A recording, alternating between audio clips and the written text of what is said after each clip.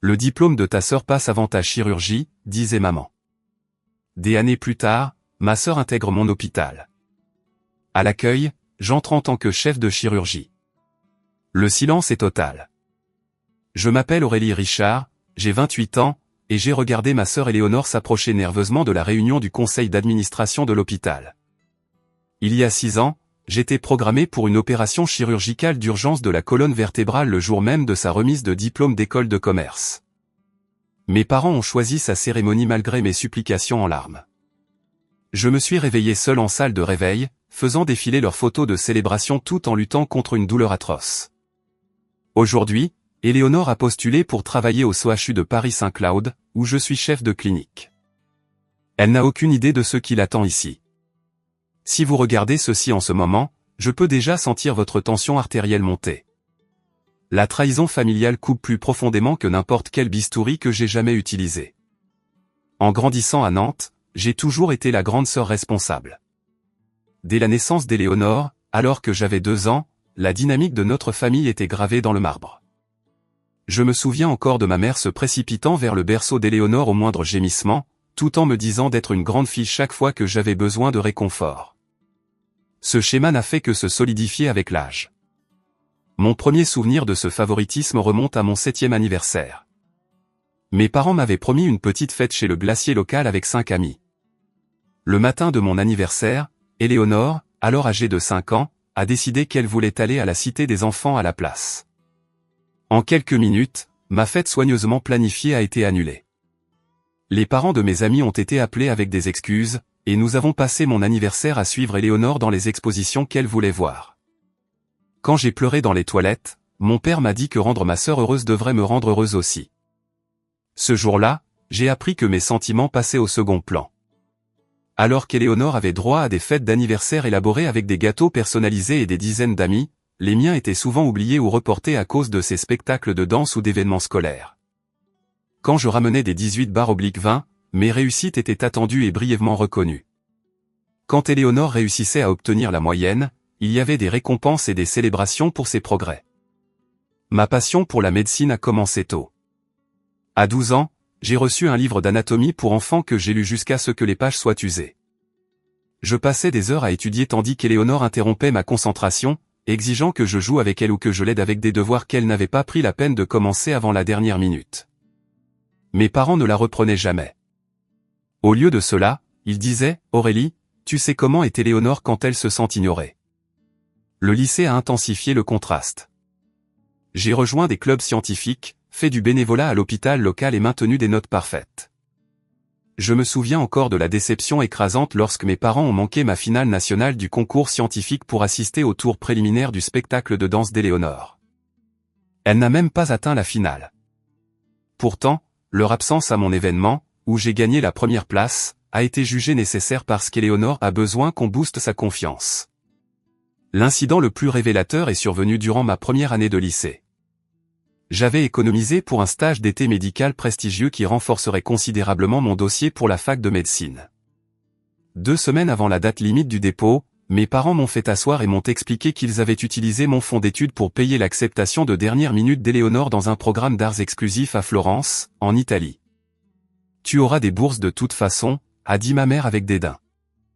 Éléonore a besoin de cette opportunité pour son développement. J'ai travaillé 2 jobs à temps partiel pour reconstituer mes économies tout en maintenant mes notes. Pendant ce temps, les réseaux sociaux d'Éléonore étaient remplis de photos de son aventure italienne, toujours avec des légendes remerciant nos parents de croire en ses rêves. Les vacances familiales étaient invariablement planifiées autour de l'emploi du temps et des préférences d'Éléonore. Si elle voulait la plage, nous allions à la plage, même si le soleil déclenchait mes migraines. Si elle voulait sauter une visite de musée prévue parce qu'elle n'était pas d'humeur, l'itinéraire de toute la journée changeait pour l'accommoder. Durant ces années, j'ai mené une bataille intérieure entre la loyauté familiale et un ressentiment grandissant. J'aimais ma sœur dans ces rares moments où elle ne me faisait pas concurrence ou ne sapait pas mes accomplissements. Je voulais croire que mes parents nous aimaient également, mais qu'ils ne réalisaient simplement pas comment leurs actions étaient perçues. Je leur trouvais des excuses, me blâmant d'être trop indépendante ou de ne pas exprimer mes besoins assez clairement. C'est durant ma seconde au lycée que mes problèmes de dos ont commencé.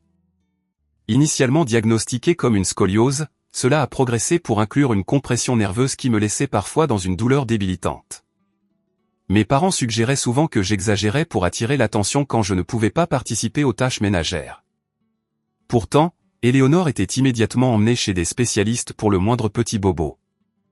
La nature compétitive d'Éléonore s'étendait au-delà de l'attention parentale. Quand j'ai été accepté au journal de l'école, elle s'est soudainement intéressée au journalisme. Quand j'ai commencé à sortir avec Michel de mon cours de chimie, elle a trouvé des raisons de se joindre à nos séances d'études, portant des vêtements révélateurs et riant excessivement à ses blagues. 2 semaines plus tard, Michel a avoué qu'il pensait qu'Éléonore pourrait être plus son genre. C'était la première de plusieurs relations minées par l'interférence de ma sœur. À l'obtention de mon baccalauréat, j'avais été accepté dans plusieurs facultés de médecine prestigieuses. Lors du dîner de célébration, qui a été maintenu petit parce qu'Éléonore avait des examens le lendemain, ma sœur a annoncé qu'elle pourrait aussi être intéressée par la médecine. Mes parents ont immédiatement commencé à discuter de la façon dont ils pourraient l'aider à poursuivre ce nouvel intérêt, faisant complètement dérailler la conversation sur mes accomplissements. J'ai vu le schéma si clairement à ce moment-là. Mon chemin était toujours destiné à être parcouru en premier par moi, puis revendiqué et célébré quand Éléonore suivait. Cette nuit-là, seul dans ma chambre, j'ai pris une décision qui guiderait mes années suivantes. Je continuerai à aimer ma famille, mais je n'attendrai plus qu'ils me priorisent. Je construirai ma vie en comprenant que j'étais essentiellement seul. Cette réalisation était à la fois déchirante et libératrice. La responsabilité d'être la fille oubliée m'avait façonné en quelqu'un de farouchement indépendant et déterminé. Ces qualités me serviraient bien dans les années difficiles à venir, bien que je n'ai aucune idée à quel point j'en aurais besoin. Mes années d'études de médecine sont passées dans un flou de laboratoire, d'examens et d'observations cliniques. J'ai été accepté dans une école de médecine de premier plan avec une bourse partielle, travaillant toujours à temps partiel pour couvrir les coûts restants. Pendant ce temps, Éléonore m'avait effectivement suivi en première année de médecine, pendant exactement un semestre avant de passer à la communication, puis au commerce, pour finalement se fixer sur l'administration hospitalière, un domaine qu'elle décrivait comme la médecine. Mais sans tous les trucs dégoûtants. Durant ces années, ma condition vertébrale a continué à s'aggraver. Les douleurs aiguës occasionnelles devenaient plus fréquentes, et j'ai commencé à ressentir des engourdissements dans ma jambe droite. Entre les cours, je visitais des spécialistes qui surveillaient la progression de ce qui était maintenant diagnostiqué comme une discopathie dégénérative avec conflit radiculaire. Chaque visite apportait des recommandations pour une chirurgie, que je reportais continuellement. L'école de médecine était trop importante, le temps de récupération trop long. Je gérais avec de la kinésithérapie, des analgésiques et une pure détermination. Lors de ma dernière année d'internat, j'excellais académiquement malgré mes problèmes de santé. J'avais obtenu un poste d'interne prestigieux et je faisais des recherches sur des techniques chirurgicales spécialisées en neurologie. Éléonore, quant à elle, était en dernière année dans une école de commerce d'élite que mes parents s'étaient saignés financièrement pour payer. Ces réseaux sociaux dépeignaient une expérience étudiante glamour. Fêtes, voyages de printemps et expéditions de shopping constantes pour de nouveaux vêtements et accessoires. La crise est arrivée sans prévenir en avril. Je révisais des études de cas dans mon appartement quand la douleur a explosé dans le bas de mon dos et le long de mes 2 jambes. Je me suis effondré, incapable de bouger, l'agonie ne ressemblant à rien de ce que j'avais connu auparavant. Ma colocataire m'a trouvé 1 heure plus tard et a appelé le SAMU. À l'hôpital, les IRM ont révélé une hernie sévère avec des fragments comprimant ma moelle épinière. Le neurochirurgien a été direct. Sans chirurgie immédiate, je risquais des lésions nerveuses permanentes et une possible paralysie. L'opération a été programmée pour le 15 mai. Alors que j'étais allongé dans le lit d'hôpital, prenant des dispositions pour mes gardes et mes examens à venir, j'ai réalisé avec un sentiment de naufrage ce que cette date signifiait. Le 15 mai était le jour de la remise de diplôme d'Éléonore, un événement qui dominait les conversations familiales depuis des mois. J'ai appelé mes parents ce soir-là, ma voix tremblant alors que j'expliquais la situation. La chirurgie était à haut risque, impliquant une microdissectomie et une possible arthrodèse. La récupération serait douloureuse et difficile. J'avais besoin de leur soutien, pas seulement pratiquement, mais émotionnellement. Pour une fois, j'ai explicitement demandé ce dont j'avais besoin. Le silence à l'autre bout de la ligne a duré plusieurs secondes de trop. Puis ma mère a dit qu'elle appellerait Éléonore pour discuter des options.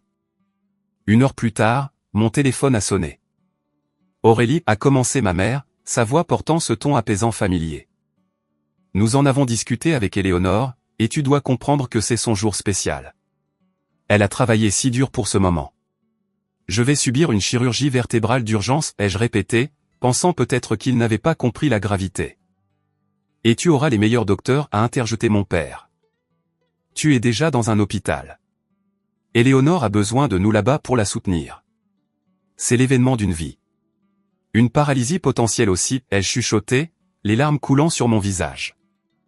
La conversation a continué avec des supplications de plus en plus désespérées de mon côté et des justifications de plus en plus minces du leur. Éléonore a fini par prendre la ligne, reniflant de façon dramatique. Je ne peux pas croire que tu essaies de gâcher ma remise de diplôme, a-t-elle dit. Tu as toujours été jalouse de toute l'attention que je reçois. Tu ne peux pas la reprogrammer? Juste de quelques jours. J'ai expliqué à nouveau que la chirurgie était une urgence, pas une opération de confort. Les fragments pouvaient bouger à tout moment, causant des dommages irréversibles. Eh bien, je suis désolé pour ton problème de dos, a dit Éléonore avec dédain, mais toute ma promotion s'attend à ce que maman et papa soient là. Ils ont déjà réservé les billets de train et l'hôtel. De quoi ça aurait l'air s'ils annulaient maintenant? La conversation s'est terminée avec la décision de mes parents prise. Il assisterait à la remise de diplôme d'Éléonore. Ils ont promis de revenir immédiatement après pour aider à ma convalescence. J'ai raccroché le téléphone, sentant un vide froid se répandre en moi, plus engourdissant que n'importe quel anesthésiant. La veille de l'opération, j'ai appelé une amie de mon groupe d'études qui a accepté de me conduire à l'hôpital à 5 heures du matin. J'ai rempli tous les papiers seul, inscrivant ma colocataire comme contact d'urgence. Quand l'infirmière a demandé si de la famille viendrait, j'ai simplement secoué la tête, incapable de former des mots autour de la boule dans ma gorge.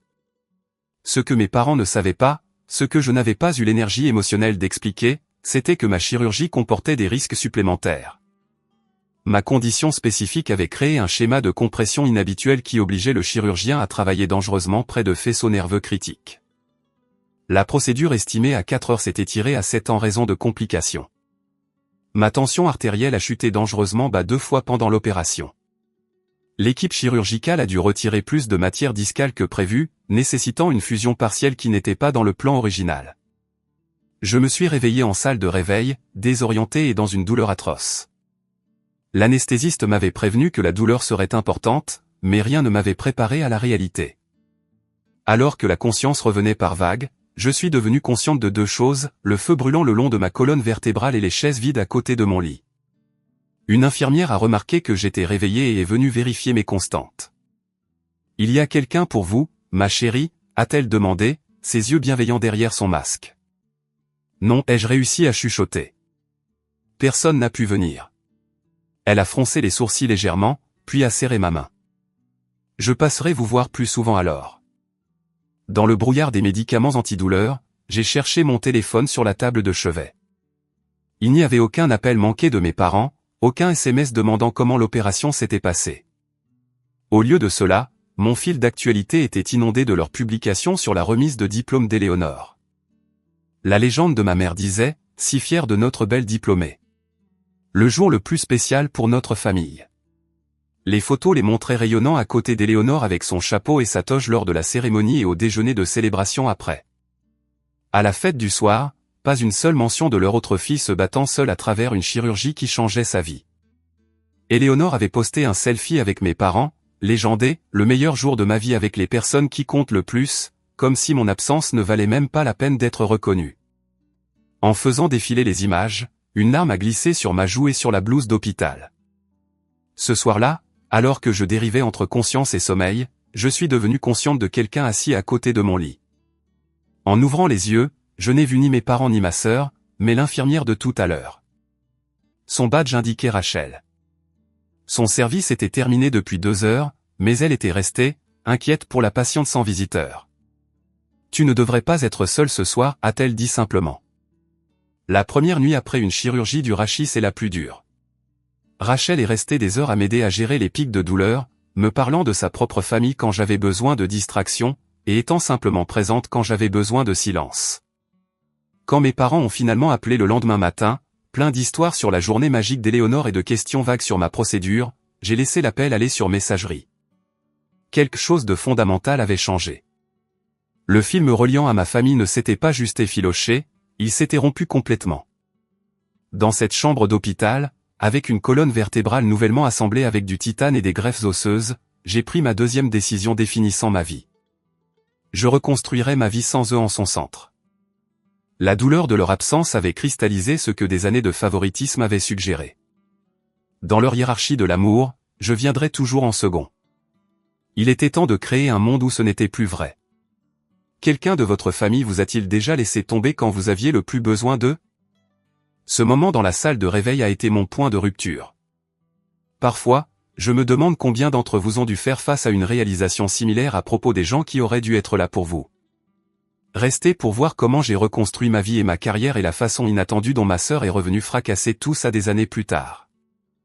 La récupération d'une chirurgie vertébrale est un enfer particulier. Chaque mouvement nécessite une précision calculée.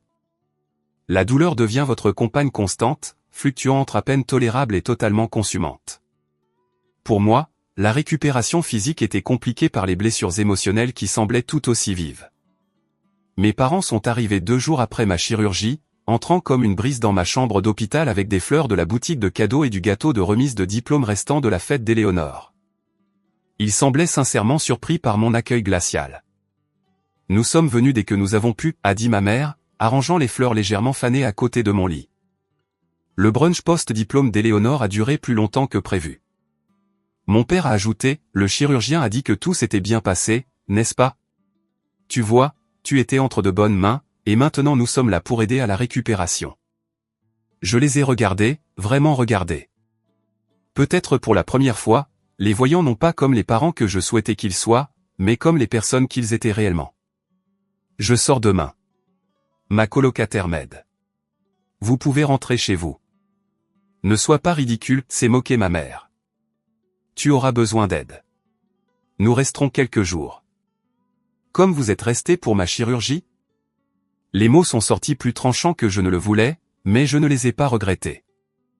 Un silence inconfortable a rempli la pièce. Finalement, mon père a dit, Aurélie, tu es une adulte. Éléonore avait plus besoin de soutien émotionnel. Tu as toujours été la forte. J'avais besoin de vous. Ma voix était calme mais ferme. Je vous ai demandé une fois. La seule fois où j'ai explicitement demandé et vous l'avez choisi elle, encore. Ce n'est pas juste. Ma mère a commencé, mais je l'ai coupé. S'il vous plaît, partez. Je suis sérieuse. J'appellerai quand je serai prête à parler. Ils sont partis confus et légèrement indignés, ne comprenant pas qu'un changement fondamental s'était produit. Je ne les ai pas appelés pendant 3 semaines, et quand je l'ai fait, c'était une brève mise à jour factuelle sur ma santé. Pas d'émotion, pas d'accusation, juste des informations fournies à des gens qui ressemblaient maintenant plus à des parents éloignés qu'à des parents. Durant ces premières semaines de récupération, une amitié inattendue s'est formée. Rachel, l'infirmière qui était restée avec moi après la chirurgie, a continué à prendre de mes nouvelles même après ses gardes. Elle vivait près de mon appartement et a commencé à passer avec des courses ou simplement pour fournir un contact humain durant ces jours isolés de convalescence. « Pourquoi fais-tu ça ?» lui ai-je demandé un soir alors qu'elle changeait mon pansement chirurgical. Elle est restée silencieuse un moment avant de répondre. « J'ai eu un frère qui est mort d'une leucémie quand j'avais 14 ans. La nuit où il est parti, une infirmière est restée avec notre famille des heures après la fin de son service. Elle a rendu la pire nuit de nos vies légèrement plus supportable. Je me suis promis que je ferais la même chose quand je deviendrais infirmière. Alors que mon corps guérissait lentement, j'ai pris des décisions sur mon avenir. J'avais été accepté dans des programmes d'internat à travers le pays, y compris un dans ma ville natale près de mes parents. Le choix est devenu évident. Je compléterai mon internat au CHU de Paris-Saint-Cloud, à 400 km de Nantes. Ce n'était pas une fuite. C'était une course vers l'indépendance. Je suis arrivé à Paris 3 mois après l'opération, toujours en kinésithérapie, mais déterminé à commencer mon internat à temps. Le programme était prestigieux et exigeant, exactement ce dont j'avais besoin pour concentrer mon énergie sur autre chose que les blessures familiales et la douleur physique. Par une coïncidence extraordinaire, Rachel avait postulé et obtenu un poste d'infirmière dans le même hôpital. Avoir une amie durant ses premiers mois dans une nouvelle ville a rendu la transition infiniment plus facile. Le CHU de Paris-Saint-Cloud est devenu le centre de ma nouvelle vie. Le docteur Guillaume Hérault, le chef de la neurochirurgie, s'est particulièrement intéressé à mon développement après avoir appris ma propre procédure vertébrale. Les meilleurs médecins sont souvent ceux qui ont été patients, m'a-t-il dit. Il n'oublie jamais ce que l'on ressent de l'autre côté. Sous son mentorat, je me suis épanoui. Mon éthique de travail, forgée par des années à faire mes preuves malgré le fait d'être négligé, m'a bien servi dans cet environnement exigeant. Alors que d'autres internes se plaignaient des semaines de 80 heures, je me portais volontaire pour des cas supplémentaires. Alors qu'ils socialisaient après les gardes, je restais pour examiner les dossiers des patients ou aider au laboratoire de recherche. Mon dévouement n'est pas passé inaperçu. Dès ma 2e année, j'ai été sélectionné pour assister le docteur Hérault sur des procédures vertébrales complexes. En 3e année, j'avais publié 2 articles de recherche sur des approches innovantes de la régénération discale, m'inspirant partiellement de ma propre expérience. Les patients réagissaient à mon approche empathique. Je n'ai jamais oublié ce que cela faisait de se réveiller seul après une chirurgie, alors je m'assurais que mes patients avaient toujours des systèmes de soutien appropriés en place. Le contact avec ma famille est devenu de plus en plus minimal. Les appels téléphoniques mensuels avec mes parents étaient brefs et superficiels. Ils ne visitaient jamais Paris, citant les dépenses et la distance, bien qu'ils aient réussi à financer le voyage post-diplôme d'Éléonore en Thaïlande et en Australie. Éléonore elle-même communiquait rarement directement avec moi, sauf pour demander de l'argent, en euros bien sûr, durant ses fréquentes périodes de chômage. Après son diplôme, Éléonore a eu du mal à trouver sa voie professionnelle. Elle a enchaîné les emplois dans le marketing, l'événementiel, et finalement l'assistance administrative hospitalière, ne durant jamais plus de 8 mois dans aucun poste.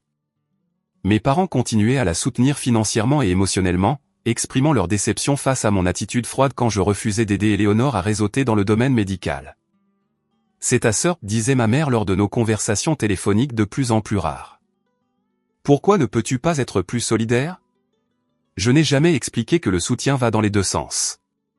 Je n'ai jamais détaillé comment Éléonore n'avait pas appelé une seule fois pendant ma convalescence. Jamais reconnu la gravité de ma chirurgie.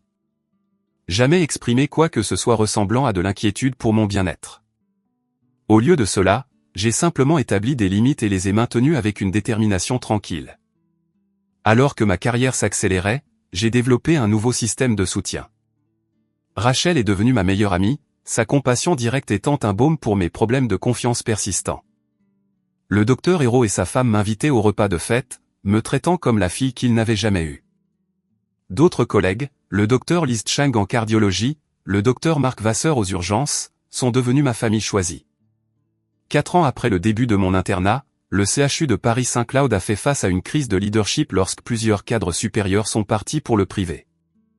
À 57 ans, le docteur Hérault est devenu le plus jeune directeur d'hôpital de l'histoire de l'institution.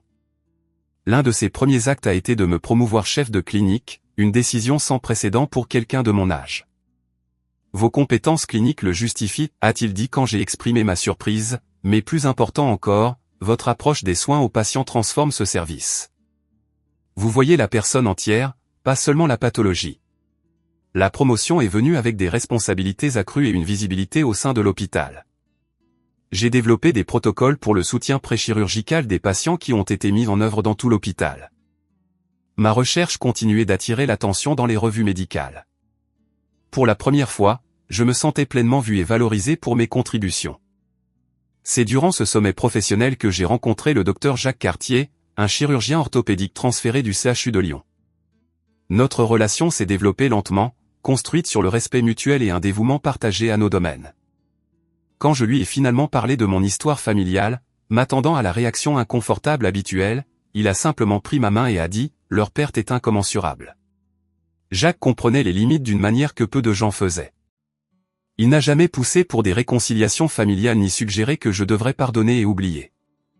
Au lieu de cela, il respectait mon approche prudente de la confiance et de la vulnérabilité. 6 mois après le début de notre relation, il m'a donné une clé de son appartement avec ces mots simples, pas de pression, juste une option quand tu le veux. Pendant ce temps, mes parents continuaient leur existence centrée sur Éléonore. Quand elle a eu un accident de voiture mineur, sans blessure, juste des dommages au véhicule, ils ont immédiatement pris l'avion pour Nantes pour la soutenir à travers le traumatisme. Quand j'ai mentionné lors d'un appel que j'étais considéré pour une bourse de recherche prestigieuse, ma mère a changé de sujet pour parler du nouvel appartement d'Éléonore. 5 ans après ma chirurgie, j'ai reçu un appel inattendu de mon père. Sa voix semblait plus vieille, fatiguée d'une manière que je n'avais pas entendue avant. « Ta mère et moi avons quelques difficultés financières », a-t-il admis après un petit discours maladroit. La baisse du marché a durement frappé nos comptes de retraite. Ce qu'il n'a pas dit, ce que j'ai appris plus tard, c'est qu'ils avaient complété les revenus d'Éléonore pendant des années, payant son loyer quand elle quittait impulsivement des emplois, couvrant les dettes de cartes de crédit qu'elle accumulait. Leur fonds de retraite, autrefois substantiel, avait diminué à des niveaux dangereux. « Je suis désolé d'entendre ça », ai-je dit. Sincère malgré notre distance. « Avez-vous besoin d'aide ?»« Non, non », a-t-il rétropédalé rapidement.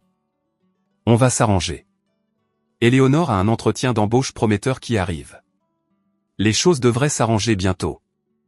J'ai proposé d'examiner leurs finances ou de les mettre en contact avec un conseiller financier que je connaissais à Nantes. Mon père a décliné, semblant embarrassé par la vulnérabilité momentanée. La conversation s'est terminée avec le au revoir maladroit habituel, mais quelque chose dans son ton est resté avec moi. C'était le son des conséquences commençant à se matérialiser après des années à favoriser un enfant aux dépens d'un autre. Je n'avais aucune idée alors que ces difficultés financières et l'entretien d'embauche prometteur d'Éléonore allaient entrer en collision avec ma nouvelle vie soigneusement construite d'une manière que je ne pouvais pas anticiper. L'hôpital qui était devenu mon sanctuaire était sur le point de devenir le champ de bataille pour un règlement de compte familial vieux de 6 ans. Le matin qui a tout changé a commencé comme n'importe quel autre.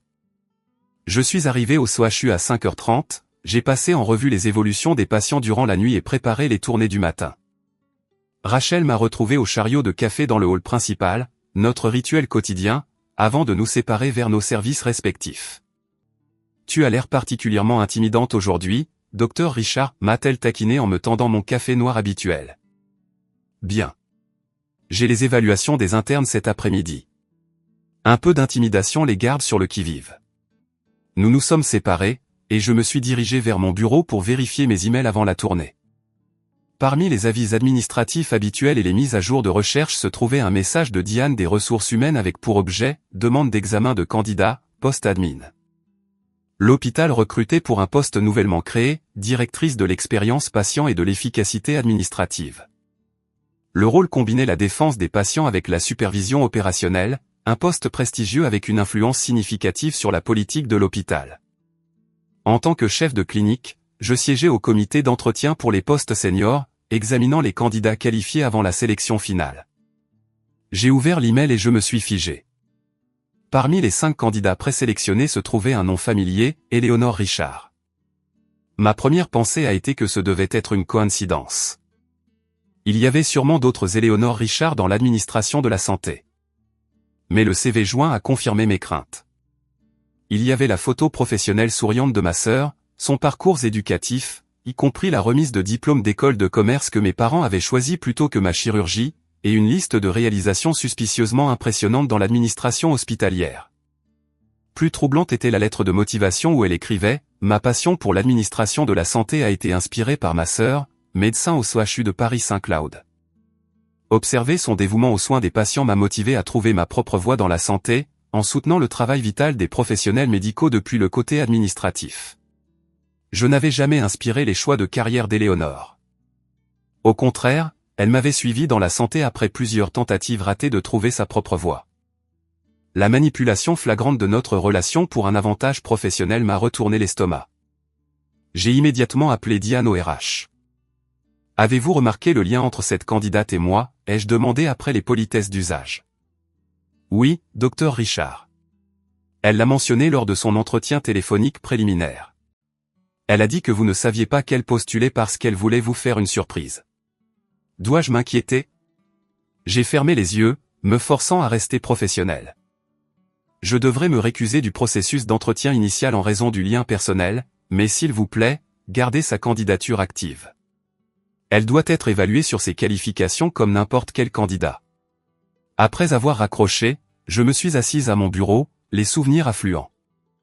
Éléonore s'attribuant le mérite d'avoir organisé une collecte de fonds caritative que j'avais entièrement planifiée. Éléonore disant à mon petit ami du lycée que je l'avais trompé alors que ce n'était pas vrai. Éléonore renversant accidentellement du café sur ma dissertation de candidature à la fac la veille de l'échéance. Une vie entière de petits sabotages et d'accomplissements volés. On a frappé à ma porte, interrompant mes pensées. Le docteur Philippe, le directeur de l'hôpital qui avait pris la relève lorsque le docteur Hérault avait pris sa retraite l'année dernière, est entré avec une expression inquiète. Abigail, Aurélie, je viens de recevoir un appel intéressant des RH concernant le poste administratif. J'ai hoché la tête. Ma sœur, j'étais sur le point de venir vous en parler. Il s'est assis en face de moi. Cela vous met dans une position délicate. Je comprends que vous devrez vous récuser de l'examen initial. Oui, cela semble approprié. Cependant, a-t-il continué, votre évaluation des candidats à l'étape finale est inestimable. Le poste travaille étroitement avec les départements chirurgicaux. Votre perspective sera cruciale pour la décision finale. Je peux être objective, les jeux assurés, bien que l'incertitude me rongeait. Je n'en doute pas. Votre professionnalisme est bien établi. Il a fait une pause. Puis-je demander, cela créera-t-il des complications personnelles? La famille travaillant ensemble peut être un défi dans les meilleures circonstances. J'ai pesé mes mots soigneusement. Docteur Philippe, ma sœur et moi ne sommes pas proches. Je n'avais pas entendu dire qu'elle postulait pour ce poste, ce qui suggère qu'elle n'a pas jugé nécessaire d'en discuter avec moi d'abord. Il a hoché la tête pensivement. Je vois. Eh bien, les entretiens préliminaires sont la semaine prochaine.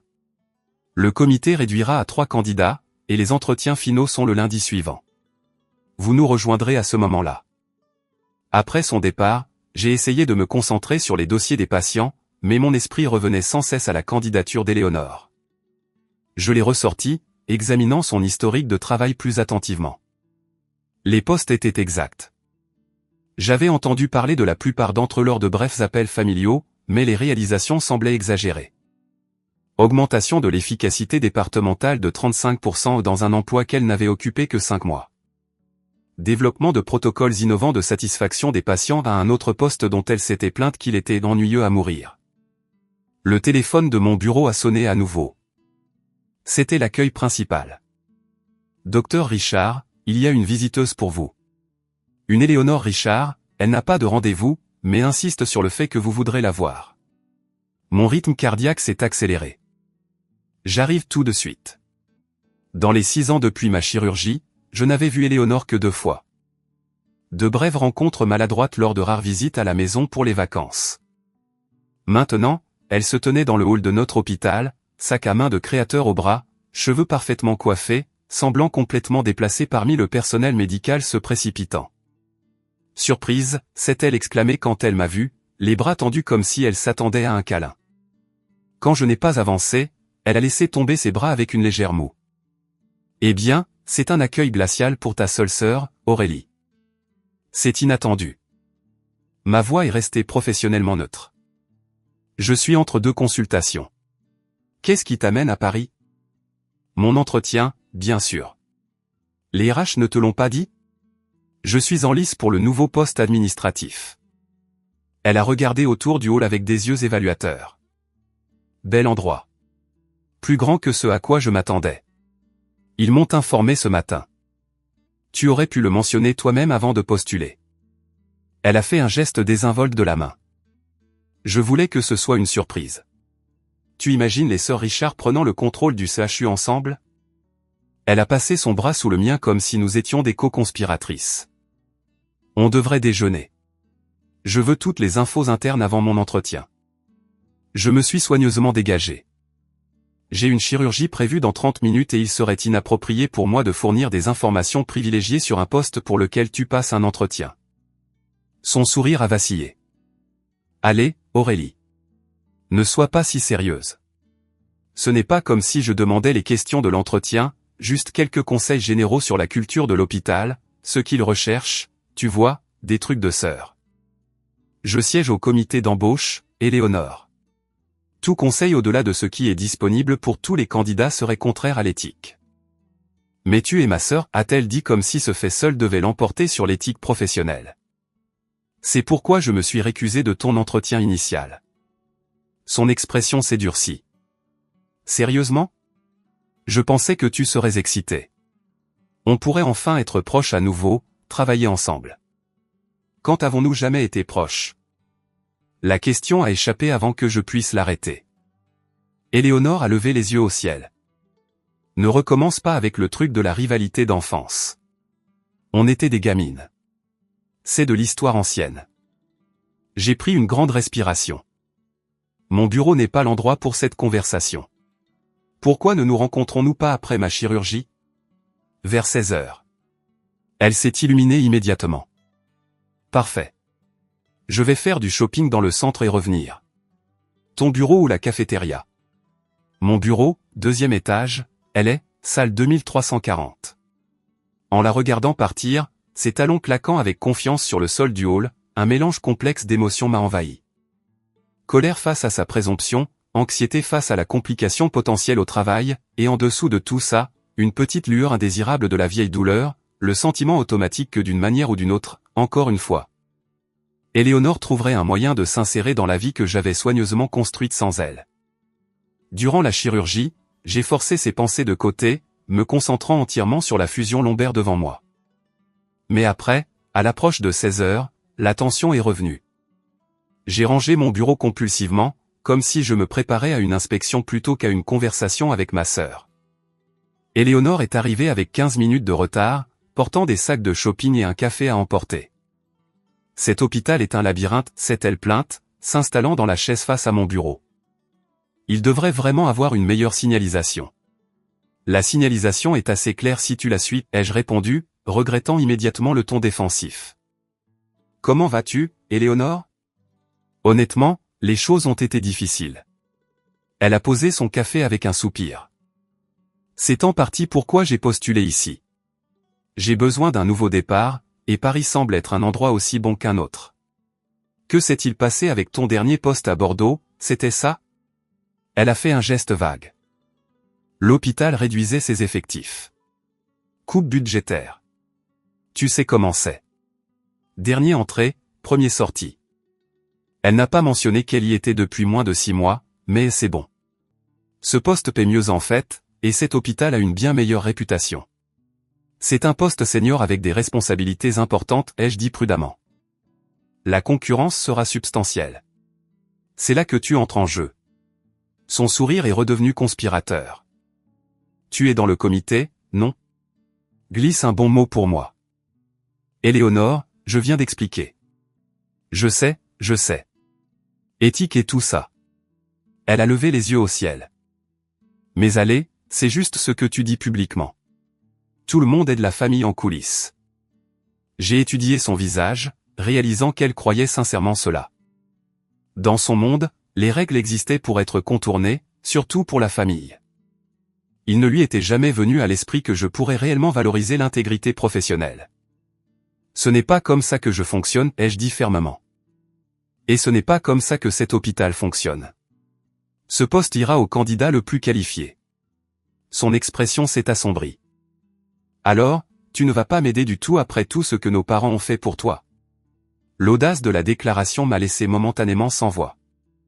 Qu'est-ce que tu penses exactement qu'ils ont fait pour moi? T'avoir payé la fac de médecine pour commencer. Tu as une idée de combien c'était cher? Ils se remettent encore financièrement. J'avais des bourses et des prêts que je rembourse encore. Ils ont contribué à moins de 20% de mes coûts éducatifs. Elle a balayé cela d'un autre geste.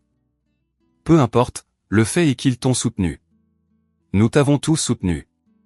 Et maintenant tu as cette carrière chic et tu ne veux même pas aider ta propre sœur à obtenir un travail dans ton hôpital. Tu as un entretien. C'est le processus standard. Ce qui se passe après dépend de tes qualifications. Éléonore s'est penchée en avant, sa voix baissant. Écoute, j'ai vraiment besoin de ça, Aurélie. Les choses avec maman et papa sont compliquées en ce moment. Ils ne peuvent plus m'aider. Que veux-tu dire? Elle a hésité. Ils ont des problèmes d'argent. Le portefeuille d'investissement de papa a plongé et ils ont dû hypothéquer la maison. Ils m'aidaient depuis mon diplôme, mais ils ne peuvent juste plus. Donc, tu as décidé de me suivre à Paris et de postuler dans mon hôpital. C'est logique. J'ai de l'expérience en administration hospitalière. Tu es déjà établi ici, et le poste est parfait pour moi. Sa voix s'est adoucie, devenant presque suppliante. De plus, ça nous donnerait une chance de nous reconnecter. Avoir de la famille autour ne te manque pas du tout? La question a frappé plus près que je ne voulais l'admettre. Malgré tout, il y avait des moments où l'absence de liens familiaux laissait une douleur. Les fêtes passées avec des amis au lieu de la famille, pas de parents à appeler pour les bonnes nouvelles, pas de souvenirs d'enfance partagés avec les gens qui étaient là. Éléonore, ai-je dit prudemment, j'ai construit une vie ici, une bonne vie avec des gens en qui j'ai confiance et que je respecte. Si tu veux faire partie de cette vie, cela doit être sur des termes de respect mutuel, pas de manipulation ou d'attente de faveur.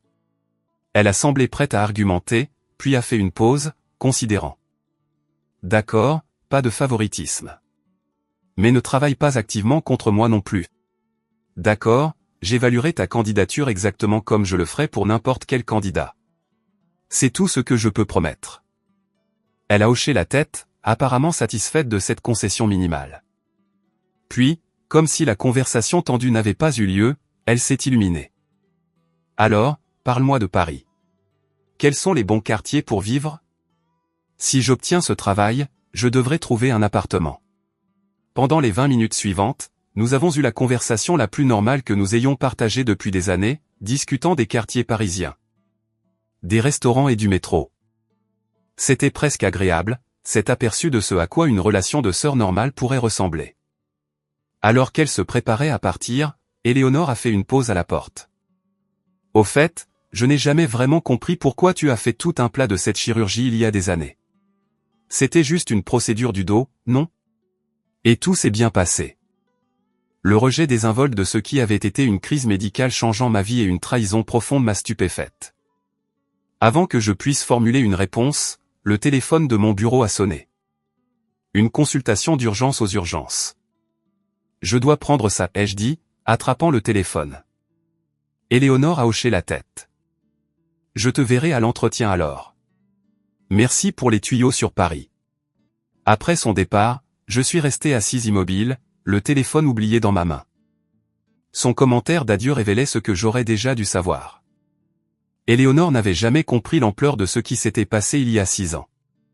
Dans son esprit, c'était un choix simple entre une procédure médicale de routine et une célébration unique dans une vie. La profondeur de ma douleur, tant physique qu'émotionnelle, n'avait jamais été enregistrée dans sa réalité. Ce soir-là, en racontant la rencontre à Rachel lors d'un dîner à mon appartement, j'ai lutté pour articuler les émotions complexes que la visite d'Éléonore avait déclenchées. Elle veut le travail parce qu'elle est fauchée et que nos parents ne peuvent plus la soutenir, ai-je expliqué. Mais elle semble sincèrement penser que travailler ensemble réparerait d'une manière ou d'une autre notre relation, comme si la proximité seule pouvait effacer des années d'histoire. Rachel, qui avait entendu toute l'histoire de ma chirurgie et de l'abandon familial il y a des années, a secoué la tête. Elle ne comprend toujours pas, n'est-ce pas? À propos de la chirurgie. Elle a appelé ça juste une procédure du dos avant de quitter mon bureau. Elle a dit qu'elle ne comprenait pas pourquoi j'en faisais tout un plat. L'expression de Rachel s'est durcie. Tu as failli mourir sur cette table, Aurélie. Ta tension a chuté 2 fois. Je me souviens avoir regardé les moniteurs et pensé qu'on pourrait te perdre. Elle ne connaît pas cette partie. Aucun d'eux ne le sait. Je ne leur ai jamais parlé des complications. Peut-être qu'il est temps qu'ils sachent. J'ai considéré cela en tournant distraitement le pied de mon verre de vin. Quel serait l'intérêt? Ça ne changerait pas ce qui s'est passé. Non, a convenu Rachel. Mais ça pourrait changer la façon dont ils comprennent ce qui s'est passé. Parfois, les gens ont besoin de l'image complète avant de pouvoir vraiment saisir l'impact de leurs actions. Ces mots sont restés avec moi alors que je me préparais à aller au lit cette nuit-là. Pendant des années, j'avais protégé ma famille de la pleine vérité de ce jour-là, non pas pour leur épargner la douleur, mais parce que je les avais jugés indignes de partager la mienne. Maintenant, je me demandais si ce silence n'avait fait que renforcer leur rejet de mon expérience. Alors que je dérivais vers le sommeil, mon téléphone a sonné avec un texto d'Éléonore. Prépa d'entretien demain. Souhaite-moi bonne chance. PS si j'obtiens ce travail, on devrait totalement être colocataire pour économiser sur le loyer. La présomption désinvolte du message m'a fait rire malgré moi. Certaines choses ne changeaient jamais. Éléonore verrait toujours le monde comme s'ajustant pour accommoder ses désirs, jamais l'inverse. La question maintenant était de savoir s'il y avait une place pour elle dans la vie que j'avais si soigneusement construite sans elle. Avez-vous déjà vu quelqu'un de votre passé réapparaître soudainement, s'attendant à reprendre là où les choses s'étaient arrêtées, complètement inconscient de combien vous avez changé? Éléonore entrant dans mon hôpital ressemblait à des mondes entrant en collision. Si vous trouvez ce drame familial trop familier, prenez une seconde pour cliquer sur le bouton j'aime et vous abonner. J'apprends encore à naviguer dans ces situations. Et honnêtement, savoir que je ne suis pas seul dans ces dynamiques familiales compliquées aide vraiment. L'histoire devient encore plus intense à partir d'ici. Attendez de voir ce qui s'est passé quand elle a réellement passé l'entretien pour le poste. Le jour de l'entretien final d'Éléonore est arrivé avec une vague de chaleur hors saison couvrant Paris. Je me suis habillé avec un soin particulier ce matin-là, un tailleur bleu marine ajusté, peu de bijoux, les cheveux tirés en un chignon strict. L'armure formelle était autant pour ma protection émotionnelle que pour l'apparence professionnelle. Le comité d'entretien était composé de 5 membres, le docteur Philippe, le directeur de l'hôpital, Diane des ressources humaines, le docteur Patel, chef de la médecine interne, Marc, le directeur sortant des services aux patients, et moi-même. Nous allions interviewer 3 candidats finaux, délibérer et prendre notre décision avant la fin de la journée. Je suis arrivé tôt pour revoir les dossiers des candidats une dernière fois. La candidature d'Éléonore avait passé l'étape préliminaire légitimement, selon Diane. Elle a très bien réussi l'entretien, m'avait dit Diane. Aimable, confiante avec des idées créatives pour l'amélioration de l'expérience patient. Les 2 autres finalistes étaient Michel Tissier avec 15 ans d'expérience en administration de la santé et Zara Marmoud, dont le programme innovant de défense des patients à l'hôpital de la Timone à Marseille avait reçu une reconnaissance nationale. Les 2 étaient significativement plus qualifiés qu'Éléonore sur le papier. À 9h30 précise, Diane a escorté Éléonore dans la salle de conférence. Ma sœur avait clairement investi dans son apparence pour l'entretien. Son tailleur gris anthracite était de qualité créateur, sa coiffure et son maquillage impeccables. Elle se comportait avec une confiance rodée alors qu'elle serrait la main de chaque membre du comité, me gardant pour la fin. Docteur Richard, a-t-elle dit formellement, bien que j'aie surpris le petit sourire en coin de sa bouche. Merci pour cette opportunité, mademoiselle Richard. J'ai répondu avec une formalité égale. Je vous en prie, asseyez-vous. Le docteur Philippe a mené le questionnement initial sur son parcours professionnel et sa philosophie de gestion. Éléonore a répondu avec fluidité, ses réponses bien répétées sans paraître robotiques. Elle était bonne, meilleure que ce à quoi je m'attendais. Le charisme qui avait toujours attiré les gens vers elle fonctionnait efficacement dans ce cadre. Le docteur Patel a posé des questions sur son expérience des relations avec les médecins, un aspect clé du poste. La réponse d'Éléonore incluait une anecdote sur la résolution d'un conflit entre le personnel administratif et médical à son hôpital précédent. Une histoire dont je soupçonnais fortement qu'elle était embellie, voire entièrement fabriquée. Quand mon tour est venu, j'ai maintenu une stricte neutralité professionnelle. Mademoiselle Richard, ce poste nécessite une compréhension profonde des besoins des patients durant les moments vulnérables. Pouvez-vous décrire votre approche pour assurer que l'efficacité administrative ne compromette pas les soins compatissants? Éléonore a croisé mon regard brièvement avant de se lancer dans sa réponse. Mon approche est en fait inspirée par une expérience personnelle. Elle a commencé, ma sœur, le docteur Richard ici présente, m'a montré dès le plus jeune âge à quel point l'élément humain est important en médecine. Observer son parcours médical et son dévouement aux patients m'a appris que derrière chaque dossier médical se trouve une personne avec des peurs, des espoirs et des besoins au-delà du clinique. L'appropriation de mon expérience de vie. Particulièrement par quelqu'un qui avait été notablement absent durant mon moment médical le plus vulnérable, était époustouflante d'audace. J'ai maintenu mon expression neutre. Alors qu'elle continuait, dans mon rôle précédent au CHU de Bordeaux, j'ai mis en œuvre un système de retour d'information des patients qui a augmenté les scores de satisfaction de 28%. La clé était l'écoute, vraiment écouter ce que les patients vivaient et ensuite faire des changements actionnables basés sur leurs commentaires. J'ai hoché la tête, puis posé ma question de suivi, pourriez-vous nous expliquer comment vous géreriez une situation où un patient a subi une complication médicale significative et sans que ses préoccupations sont rejetées par le personnel médical? C'était une question standard. Mais Éléonore a semblé y lire un sous-entendu personnel. Elle a hésité avant de répondre. Je m'assurerai d'abord que le patient se sente entendu. La validation est cruciale quand quelqu'un souffre. Sa voix a pris une empathie répétée qui sonnait faux à mes oreilles. Ensuite, je faciliterai la communication entre le patient et l'équipe médicale, documentant les préoccupations et assurant le suivi pour garantir la résolution. Aucun patient ne devrait jamais se sentir abandonné durant une crise médicale. L'ironie de sa réponse ne m'a pas échappé, mais j'ai simplement remercié et cédé la parole au questionneur suivant. Le reste de l'entretien s'est déroulé sans incident. Éléonore a bien performé, bien que j'ai remarqué le docteur Philippe me regardant attentivement durant certaines de ses affirmations les plus grandioses sur ses réalisations passées. Alors que l'entretien se concluait, le docteur Philippe a remercié Éléonore et l'a informé que nous prendrions notre décision d'ici la fin de la journée. Diane l'a escortée vers la salle d'attente tandis que le comité prenait une courte pause avant le prochain candidat. Jeune femme impressionnante, a commenté le docteur Patel en rassemblant nos notes. Peut-être un peu légère en expérience comparée aux autres, mais très polie. Le docteur Philippe m'a jeté un coup d'œil. Docteur Richard, des perspectives que vous aimeriez partager à ce stade. Je réserverai mon évaluation jusqu'à ce que nous ayons vu tous les candidats, ai-je répondu professionnellement. Comme indiqué précédemment, mademoiselle Richard est ma sœur, donc je suis particulièrement attentive à l'évaluer objectivement. Il a hoché la tête, respectant ma discrétion, et nous nous sommes préparés pour le prochain entretien. L'entretien de Michel Tissier était solide mais peu inspirant, une grande expérience mais peu d'innovation. Zahra Mahmoud, cependant, était exceptionnelle. Ses approches centrées sur le patient étaient soutenues par des données et des stratégies de mise en œuvre pratique. Ses réponses reflétaient à la fois la compassion et le sens administratif. Nous avons fait une pause déjeuner à 12h30. Alors que je rassemblais mes notes, Diane s'est approchée de moi. Votre sœur a demandé si vous pouviez la retrouver pour déjeuner dans votre bureau. Je lui ai dit que vous pourriez avoir des obligations de comité. Merci, Diane. Je vais lui parler brièvement. J'ai trouvé Éléonore attendant dans mon bureau, faisant défiler son téléphone. Comment penses-tu que ça s'est passé, a-t-elle demandé immédiatement, levant des yeux pleins d'attente. Tu sais que je ne peux pas discuter des impressions du comité avec toi, Éléonore. Je ne demande pas d'informations privilégiées, a-t-elle protesté.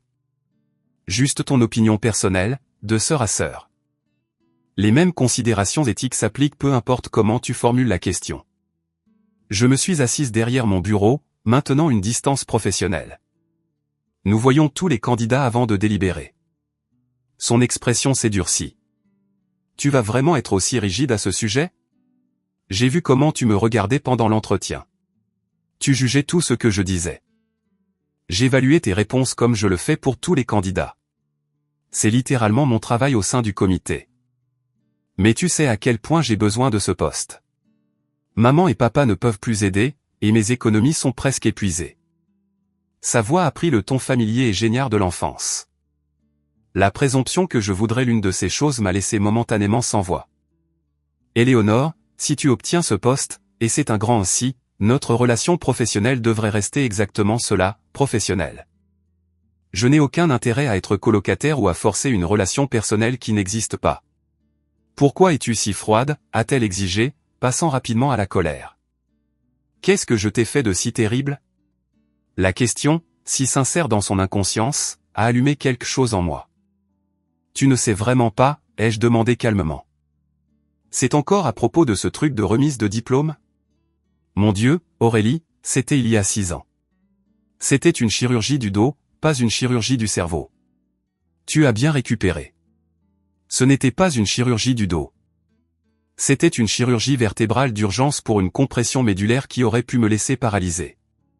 Ma voix restait calme malgré l'émotion qui montait en moi. Et je n'ai pas bien récupéré. J'ai eu des complications majeures pendant la procédure. Ma tension a chuté 2 fois. Ils ont dû faire une fusion plus étendue que prévu. J'ai passé 8 semaines dans une douleur atroce, incapable même d'aller aux toilettes sans assistance. L'expression d'Éléonore vacillait entre le rejet et l'incertitude. Mais maman et papa ont dit que c'était une routine. Ils ont dit que tu étais dramatique en ayant besoin de là-bas. As-tu jamais demandé au médecin? M'as-tu jamais appelé même une fois pendant ma convalescence pour vérifier comment j'allais? J'étais occupé avec les événements de fin d'études et ensuite la recherche d'emploi. De plus, tu semblais aller bien quand je t'ai vu à Noël. 6 mois plus tard, après une kinésithérapie intensive et une gestion de la douleur. Éléonore a croisé les bras défensivement. Tout le monde a des chirurgies, Aurélie. La vie continue. Ma remise de diplôme était un événement unique. Tout comme faillir mourir sur une table d'opération pendant que ma famille posait pour des photos de diplôme. La brutalité de ma déclaration a finalement semblé pénétrer. La composition parfaite d'Éléonore a glissé, ses yeux s'écarquillant. Que veux-tu dire? Faillir mourir? Avant que je puisse répondre, on a frappé à ma porte, nous interrompant. Rachel a passé la tête, son expression s'excusant. Désolé d'interrompre, docteur Richard, mais nous avons une urgence en chambre 412. Le patient post-opératoire de fusion vertébrale présente une hypotension sévère et de possibles symptômes de compression médulaire. J'arrive tout de suite. Je me suis levé rapidement, attrapant mon stéthoscope. Éléonore est restée assise. Nous n'avons pas fini de discuter de ça. Si, nous avons fini. L'urgence médicale l'emporte sur le drame familial. Toujours, et ça sera toujours le cas. Alors que je me dirigeais vers la porte, le regard de Rachel est tombé sur Éléonore, son expression changeant de la neutralité professionnelle à la reconnaissance. Puis quelque chose de plus dur. Vous êtes Éléonore, a-t-elle dit, la déclaration plate et sans inflexion. Éléonore a semblé surprise. Oui, est-ce que je vous connais? Non, a dit Rachel. Mais je vous connais. J'étais l'infirmière de réveil d'Aurélie après sa chirurgie. Celle que votre famille a séchée pour assister à une remise de diplôme.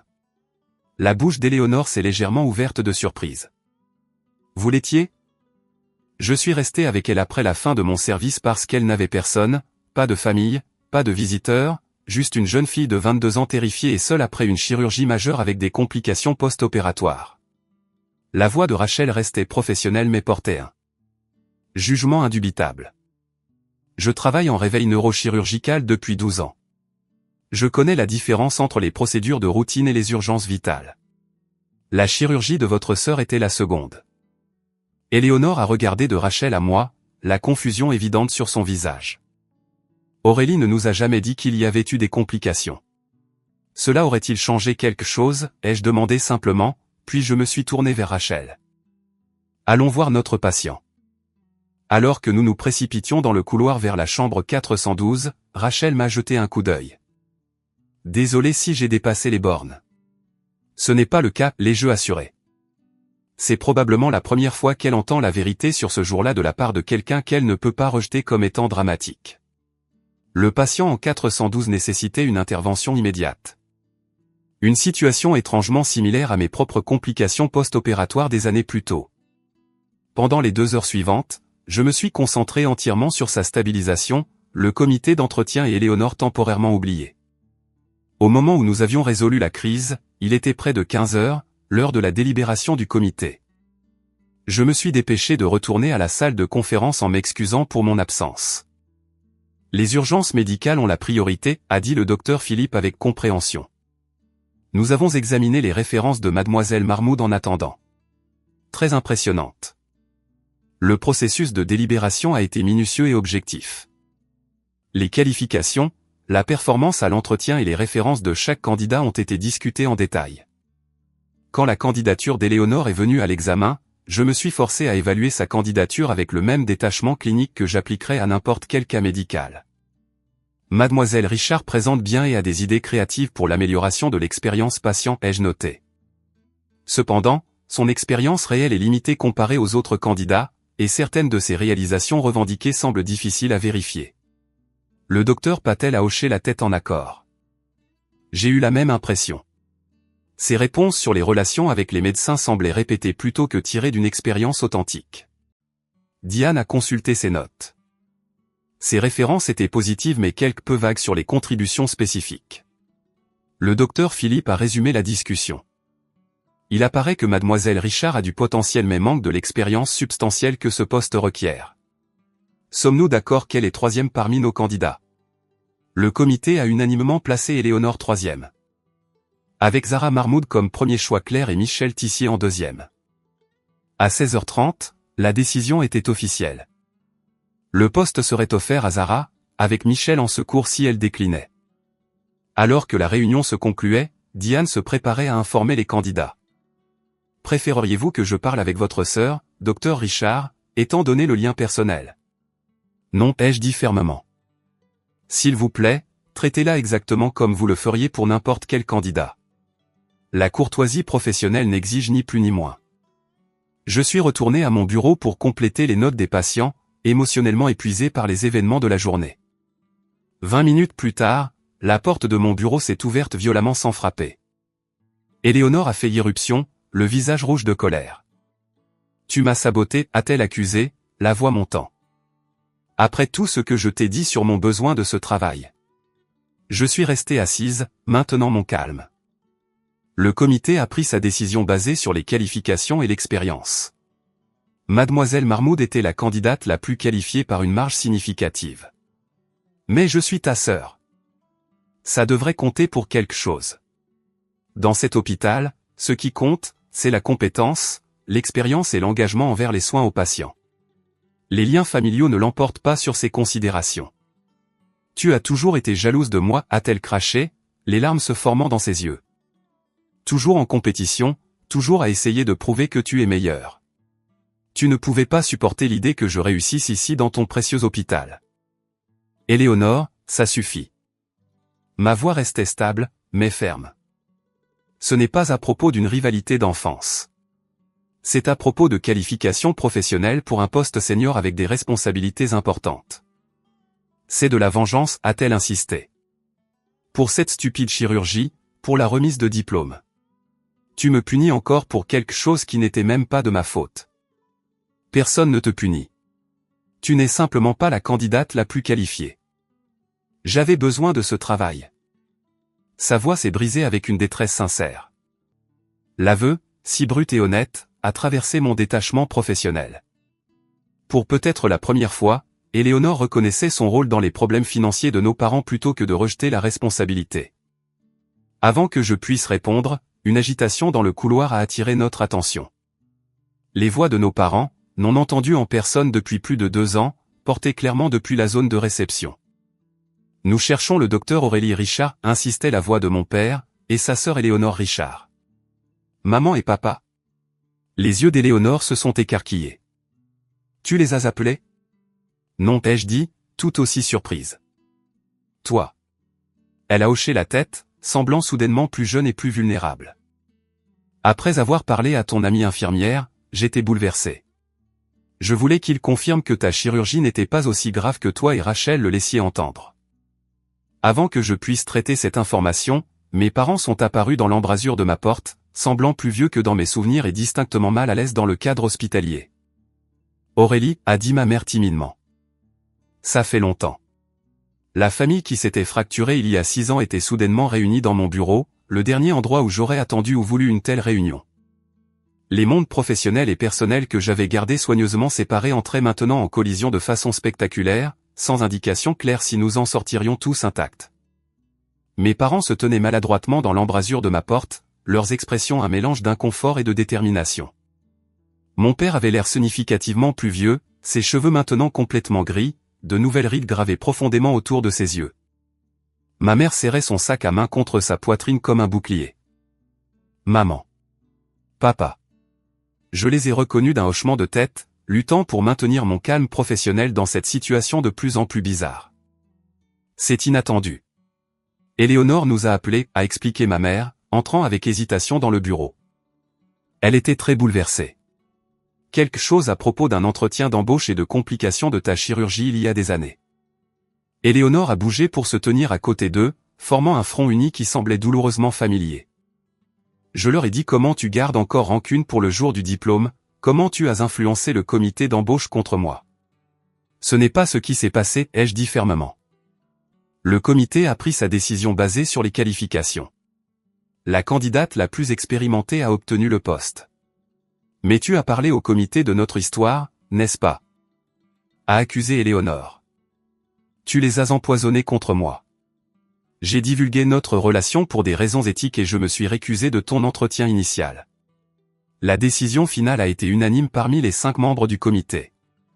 Mon père s'est raclé la gorge. Aurélie, il y a sûrement quelque chose que tu peux faire. Éléonore a vraiment besoin de ce poste. Le lien familial devrait compter pour quelque chose. 6 ans de séparation et c'était sa phrase d'ouverture. Pas d'inquiétude pour mon bien-être ou d'intérêt pour ma vie, mais une autre demande de prioriser les besoins d'Éléonore sur l'intégrité professionnelle. Ce n'est pas comme ça que la médecine fonctionne. Ce n'est pas comme ça que cet hôpital fonctionne, ai-je répondu, ma voix se refroidissant. Les postes sont mérités basés sur le mérite, pas les connexions familiales. Mais tu es une sorte de docteur important ici maintenant, a interjeté ma mère. Chef de clinique, a dit Éléonore. Tu as sûrement de l'influence. Ce qui est précisément pourquoi je dois être particulièrement prudente sur les conflits d'intérêts. Je me suis levé, ayant besoin de l'avantage physique de la hauteur. Cette discussion est inappropriée. Mon bureau n'est pas l'endroit pour les affaires de famille et j'ai des patients qui ont besoin de mon attention. Toujours les patients, a murmuré ma mère. Toujours quelque chose de plus important que la famille. L'ironie de sa déclaration était si profonde que j'ai failli rire. Oui, les patients avec une compression de la moelle épinière prennent la priorité sur le drame familial. Surtout quand cette famille n'a pas pris la peine de soutenir leur fille à travers une chirurgie vitale. Vitale ? L'expression de mon père est passée du sentiment de droit à la confusion. Les médecins nous ont dit que c'était une procédure discale simple. Quel médecin ? Vous n'avez jamais parlé à mon équipe chirurgicale. Vous n'avez jamais appelé l'hôpital. Vous n'avez même jamais vérifié si j'avais survécu à la procédure. Un silence tendu a suivi la déclaration. Ma mère a regardé Éléonore qui a bougé inconfortablement. Cette infirmière, Rachel, a-t-elle dit, elle a dit qu'il y avait eu des complications. Éléonore a admis à contre-cœur. Que Aurélie a failli mourir. C'est ridicule, a immédiatement rejeté ma mère. Nous aurions été informés s'il y avait eu des complications sérieuses. Par qui, ai-je défié? Vous n'étiez pas listé comme mes contacts d'urgence. Vous n'étiez pas là avant, pendant ou après la chirurgie. Vous n'avez jamais appelé pour vérifier mon état. Le visage de mon père avait pâli légèrement. Aurélie, s'il y avait des complications sérieuses, pourquoi ne nous as-tu rien dit? J'ai arrêté d'attendre quoi que ce soit de vous au moment où je me suis réveillé seul après la chirurgie. Le détachement calme dans ma voix m'a surprise moi-même. Pourquoi partagerais-je des détails médicaux avec des gens qui avaient clairement fait comprendre que ma santé n'était pas leur priorité? Avant qu'il ne puisse répondre, on a frappé à la porte, interrompant notre conversation. Le docteur Philippe est entré, son expression passant de professionnel à inquiète en enregistrant le tableau familial tendu. Docteur Richard, je m'excuse de vous interrompre. Je voulais discuter du cas Johnson, mais je peux revenir. Pas besoin, docteur Philippe. Ma famille partait justement. J'ai fait un geste vers la porte. En fait, a interjeté Éléonore. Nous discutons du poste administratif. Il semble y avoir eu des irrégularités dans le processus de sélection dû à un parti pris personnel. Le docteur Philippe a haussé un sourcil, regardant entre Éléonore et moi.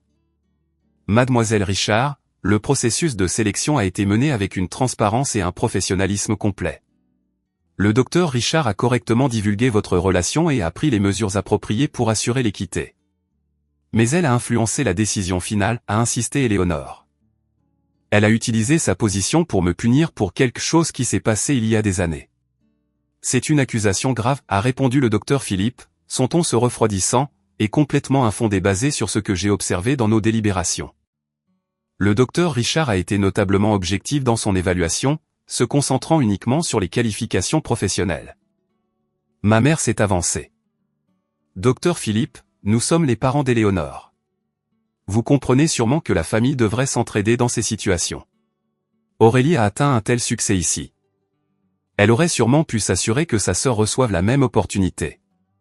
L'expression du docteur Philippe est restée professionnellement neutre, mais j'ai surpris le léger plissement de ses yeux. Madame Richard, le CHU de Paris-Saint-Cloud a bâti sa réputation sur l'excellence et l'intégrité. Nous embauchons sur le mérite, pas sur les connexions familiales. Cette approche est la raison pour laquelle votre fille Aurélie a réussi ici, grâce à ses compétences exceptionnelles et son dévouement, pas grâce à qui elle connaît. Une rougeur lente a grimpé au cou de ma mère. Je ne voulais pas suggérer. De plus, a continué le docteur Philippe, le docteur Richard est l'un de nos médecins les plus estimés précisément en raison de ses normes éthiques. Toute tentative d'influencer les décisions d'embauche basées sur des relations personnelles serait un mauvais service à cette institution et aux patients que nous servons. La défense claire de mon intégrité professionnelle, quelque chose que ma famille n'avait jamais priorisé, était inopinément émouvante. Le docteur Philippe me connaissait depuis moins de 2 ans, mais comprenait quelque chose de fondamental sur moi que ma propre famille avait manqué. L'impasse tendue a été interrompue par une autre arrivée. Rachel est apparue dans l'embrasure de la porte, presse-papier à la main. « Excusez-moi, docteur Richard, mais la famille Rodriguez demande à vous parler du plan de soins post-opératoire de leur père. » Alors que Rachel entrait, son regard est tombé sur mes parents, la reconnaissance scintillant dans ses yeux. Elle avait vu leurs photos durant notre amitié, entendu des histoires sur eux au fil des années de conversation. Ma mère a remarqué la reconnaissance. « Est-ce qu'on vous connaît ?» Rachel a redressé ses épaules. « Non, Madame Richard, vous ne me connaissez pas, mais je vous connais, ou du moins j'ai entendu parler de vous. Je suis Rachel Hiver. J'étais l'infirmière de réveil qui est restée avec votre fille après sa chirurgie vertébrale il y a 6 ans. » Mon père a froncé les sourcils. « La chirurgie pendant la remise de diplôme d'Éléonore ?» Oui, a confirmé Rachel. Son attitude professionnelle teintée d'un jugement à peine dissimulé. Chaque déclaration a atterri comme un coup physique. Les expressions de mes parents sont passées de l'indignation défensive à l'incertitude inconfortable. Il y a eu une fuite de liquide céphalorachidien, a demandé mon père doucement. Parmi d'autres complications, a confirmé Rachel. La chirurgie qui était prévue pour 4 heures en a pris plus de 7. Les chirurgiens ont dû effectuer une fusion plus étendue que prévu en raison de la sévérité de la hernie discale et de la fragmentation. Le docteur Richard a affronté des mois de récupération difficile et de rééducation. Mais elle ne nous a jamais dit tout ça, a protesté ma mère faiblement. Cela aurait-il changé votre décision d'assister à la remise de diplôme à la place, a demandé Rachel directement. Mes parents ont échangé des regards inconfortables mais n'ont pas répondu. Le docteur Philippe, sentant la tension, s'est raclé la gorge. Peut-être que cette discussion devrait continuer à un autre moment. Nous avons des patients nécessitant une attention. Oui, ai-je accepté rapidement, reconnaissante pour l'interruption professionnelle. Rachel, s'il te plaît, dis à la famille Rodriguez que j'arrive sous peu. La composition de ma mère avait vacillé, sa certitude antérieure remplacée par la confusion. Aurélie, nous devons parler de ça. Si ce qu'elle dit est vrai. C'est vrai. Je confirme chaque mot. Mais ce n'est ni le moment ni l'endroit. J'ai des responsabilités envers mes patients. Toujours les patients, a répété ma mère, mais cette fois sans le ton dédaigneux. Au lieu de cela, sa voix portait quelque chose de plus proche de la réalisation. Oui, ai-je convenu simplement. Toujours les patients. C'est ce que signifie être médecin. Éléonore était restée inhabituellement silencieuse durant les révélations de Rachel. Maintenant elle parlait, sa voix plus petite que je ne l'avais entendue depuis des années. Je ne savais pas, Aurélie. À propos des complications. À quel point c'était grave. Tu n'as jamais demandé, ai-je répondu, sans méchanceté. Aucun de vous ne l'a fait. Le docteur Philippe est intervenu avec une diplomatie rodée. Mais Madame Richard, peut-être seriez-vous plus à l'aise en attendant dans notre salon des familles. Le docteur Richard pourra vous rejoindre après s'être occupé de ses responsabilités envers les patients. Mon père a hoché la tête, semblant soulagé par la suggestion. Oui, ce serait mieux. Nous attendrons, Aurélie. Prends ton temps avec tes patients. Alors qu'il sortait, Éléonore s'est attardée derrière. Je suis désolée pour le travail, a-t-elle dit doucement. Je n'aurais pas dû t'accuser de me saboter. La simple reconnaissance, si rare pour ma sœur, m'a prise au dépourvu. Merci de dire ça. Penses-tu? Elle a hésité. Penses-tu qu'il pourrait y avoir d'autres postes ici? Pour lesquels je serais qualifié? Quelque chose d'entrée de gamme, peut-être? La question révélait une vulnérabilité que je n'étais pas habitué à voir chez Éléonore. Pour peut-être la première fois, elle m'approchait sans sentiment de droit ou manipulation, juste une demande d'aide directe. Il pourrait y en avoir, ai-je concédé prudemment. Les relations patients ont plusieurs postes de coordinateurs ouverts. Il nécessite moins d'expérience, mais implique toujours d'améliorer l'expérience patient. L'espoir a scintillé sur son visage. Serais-tu prête à m'en parler? Pas de piston, juste des informations. Je peux faire ça, ai-je accepté prudemment. Mais pas aujourd'hui. Je dois vraiment voir la famille Rodriguez maintenant. Elle a hoché la tête, acceptant la limite sans argumenter. Une autre première. Je comprends. Les patients d'abord. Alors qu'elle partait rejoindre nos parents, Rachel a haussé un sourcil vers moi. La famille Rodriguez peut attendre 5 minutes de plus si tu as besoin d'un moment. J'ai souri avec gratitude à mon ami. Merci pour tout. Pour être là aujourd'hui, pour ce que tu as dit à ma famille, pour être resté avec moi il y a 6 ans. C'est ce que fait la vraie famille, a-t-elle répondu simplement. Il se pointe quand ça compte. La vérité de sa déclaration a résonné profondément. Mes parents et Éléonore étaient ma famille par le sang. Mais Rachel, le docteur Philippe et mes collègues qui respectaient mon travail, ils étaient la famille que j'avais choisie, les gens qui avaient prouvé leur engagement par des actions plutôt que des obligations. J'ai pris une grande respiration, me centrant avant de faire face à la famille Rodriguez.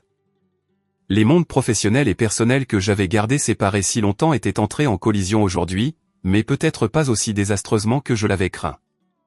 La vérité sur ma chirurgie avait enfin émergé. Ma famille avait été confrontée à la réalité de ses choix et de leurs conséquences. Et chez Éléonore, j'avais entrevu quelque chose de nouveau. Une volonté de prendre ses responsabilités, de reconnaître ses erreurs, d'aborder notre relation avec honnêteté plutôt qu'avec des droits acquis. Ce n'était pas une réconciliation, pas encore. Mais c'était quelque chose que je n'avais pas attendu ou cru possible. Un premier pas vers la compréhension. 1 mois après le jour tumultueux de l'entretien, je me tenais à l'extérieur de l'hôpital Sainte-Marie, à 15 minutes à travers la ville du CHU. L'entrée en verre moderne reflétait le soleil de l'après-midi alors que je vérifiais ma montre pour la 3e fois en 5 minutes. Éléonore avait suggéré cette rencontre, et malgré mes appréhensions, j'avais accepté. La porte a glissé et ma sœur était là, portant une robe bleu marine simple avec un badge d'hôpital clipsé au col. Éléonore Richard, coordinatrice de la défense des patients. Son visage s'est illuminé quand elle m'a vu. « Tu es venue » a-t-elle dit, semblant sincèrement ravie. J'ai dit que je le ferais. J'ai maintenu une distance prudente, toujours incertaine sur ce nouveau chapitre. Il y a un café au coin de la rue. Ils ont ces croissants aux amandes que tu aimais bien. Le fait qu'elle se souvienne de ce petit détail, une préférence d'il y a des années, m'a surprise. Nous avons marché dans un silence amical jusqu'au café, commandé nos boissons et trouvé une table tranquille dans un coin. Alors ai-je commencé après nous être installés, coordinatrice de la défense des patients. Comment ça se passe? Le sourire d'Éléonore était différent de ce dont je me souvenais. Moins pratiqué, plus authentique. C'est un défi. J'apprends tellement. Il s'avère que je suis doué pour écouter les préoccupations des patients et les traduire au personnel médical. C'est bon à entendre. Je veux te remercier, a-t-elle dit, ses doigts traçant nerveusement le bord de sa tasse. La lettre de recommandation que tu as écrite pour ce poste. Je ne m'attendais pas à ça après tout. Après que ma famille eut quitté le CHU ce jour-là, j'avais effectivement écrit une référence professionnelle soigneusement formulée pour Éléonore, soulignant ses compétences en communication et la recommandant pour des postes de relations patients d'entrée de gamme. Ça avait été une décision calculée. Offrir une aide appropriée sans compromettre mon intégrité professionnelle. Tu es qualifié pour un poste d'entrée de gamme, ai-je dit simplement. La référence était factuelle. Quand même, tu n'étais pas obligé de le faire. Elle a pris une grande respiration. Je suis en thérapie, tu sais. Depuis ce jour à ton hôpital. 2 fois par semaine. C'était inattendu. Vraiment? Elle a hoché la tête. Après ce que Rachel a dit sur ta chirurgie, après avoir vu comment tout le monde au CHU te respectait alors que je me ridiculisais. Quelque chose a finalement fait clic. J'ai réalisé que je n'aimais pas la personne que j'étais devenue. L'aveu flottait entre nous, brut et honnête d'une manière qu'Éléonore n'avait jamais été. La thérapeute pense que j'ai passé toute ma vie à être la favorite sans le mériter. Elle continue de dire que je n'ai jamais développé de compétences réelles parce que tout m'était servi sur un plateau. Elle dit que j'ai des traits de personnalité narcissique et un sentiment de droit. Éléonore a fait des guillemets autour du terme clinique avec un sourire d'autodérision. Ça semble précis, ai-je risqué prudemment. Elle a ri. Un rire sincère sans défensive. Nous avons siroté nos cafés, le silence entre nous maintenant réfléchi plutôt que tendu. Maman et papa sont en thérapie aussi, a-t-elle ajouté. Thérapie familiale. Il voulait que je te demande si tu envisagerais de rejoindre une séance un jour. Pas maintenant, a-t-elle ajouté rapidement, voyant mon expression. Quand tu seras prête. Si jamais tu es prête. Je ne suis pas sûr que je serai jamais prête pour ça, ai-je admis. Je comprends. Ils luttent vraiment avec ce que Rachel leur a dit sur ta chirurgie. Papa continue de dire qu'il ne savait pas, que personne ne lui a dit à quel point c'était grave. Maman pleure dès que le sujet est abordé. Leur ignorance était un choix, ai-je dit plus sèchement que prévu. Ils ont choisi de ne pas appeler l'hôpital, de ne pas parler à mes médecins, de ne pas vérifier mon état après.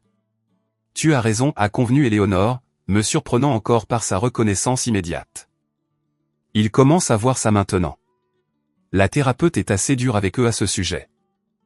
J'ai essayé d'imaginer mes parents en thérapie confrontant des décennies de favoritisme et ses conséquences.